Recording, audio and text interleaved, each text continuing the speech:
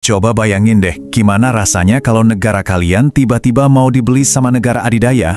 Kedengarannya kayak plot film ya kan?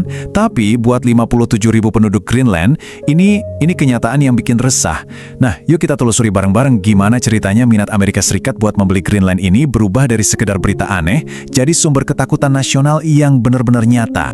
Oke, kita langsung ke inti masalahnya. Pernyataan bersama yang kuat banget ini dari para pemimpin politik Greenland benar-benar nunjukin kalau taruhannya itu tinggi banget.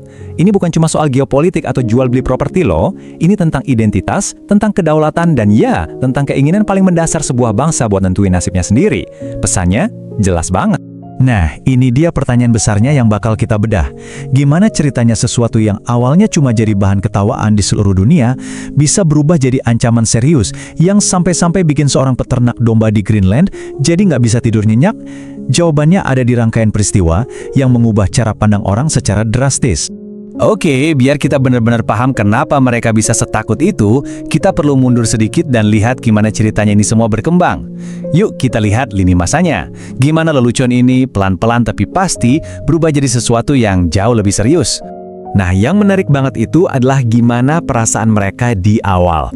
Kupanuk Olsen, dia ini seorang influencer lokal. Dia menyuarakan apa yang dirasain banyak orang Greenland di tahun 2019. Idenya itu benar-benar di luar nalar. Sampai-sampai reaksi pertama mereka ya cuma geli dan nggak percaya aja. Anggapannya ya ini cuma obrolan aneh, bukan sesuatu yang perlu dikhawatirin sama sekali. Nah, disinilah titik baliknya. Coba lihat deh perkembangannya. Dari sekedar lelucon di tahun 2019, terus jadi obrolan yang diulang-ulang lagi di akhir 2024. Tapi, momen kuncinya itu di Januari 2025, waktu Donald Trump Jr. beneran datang ke Nuuk. Tiba-tiba, semua omongan itu jadi terasa ada bobotnya. Terus, pas warga Greenland lihat aksi militer AS di tempat lain, contohnya di Venezuela, ancaman itu jadi terasa jauh lebih nyata. Jadi, poin pentingnya adalah ini bukan lagi sekedar berita utama internasional. Isu ini udah meresap masuk ke kehidupan sehari-hari warga Greenland, ngaruh ke pekerjaan mereka, ke ketenangan batin mereka. Yuk kita dengar langsung beberapa suara dari sana. Ini nih dampak ekonominya. Casper Frank Wooler, perusahaannya, Raw Arctic, itu kan bergantung banget sama citra Greenland yang damai dan alami. Dia menyuarakan kekhawatiran para pemilik bisnis di sana. Bayangin aja, investasi dan masa depan industri pariwisata yang lagi tumbuh, tiba-tiba jadi serba nggak pasti. Ya, ketidakstabilan geopolitik itu kan racun buat pariwisata. Nah, dari dunia bisnis kita pindah ke ranah personal. Suara dari Tupa Arnak Kreutzmann Kleist, seorang peternak domba ini benar-benar menyentuh hati. Ini nunjukin dampak psikologisnya yang mendalam. Semacam kecemasan yang terus-terusan ada, yang menggerogoti, bahkan pas kita coba yakini diri sendiri, nggak apa-apa kok, ini ketakutan yang dirasain di seluruh negeri. Nah, ini bisa dibilang rangkuman perasaan mereka semua. Ada rasa nggak dihargai yang mendalam. Kok bisa negara mereka diperlakukan kayak properti yang mau dijual? Terus, ada tekad yang bulat. Greenland itu tidak untuk dijual. Dan yang paling penting, ada perasaan rentan.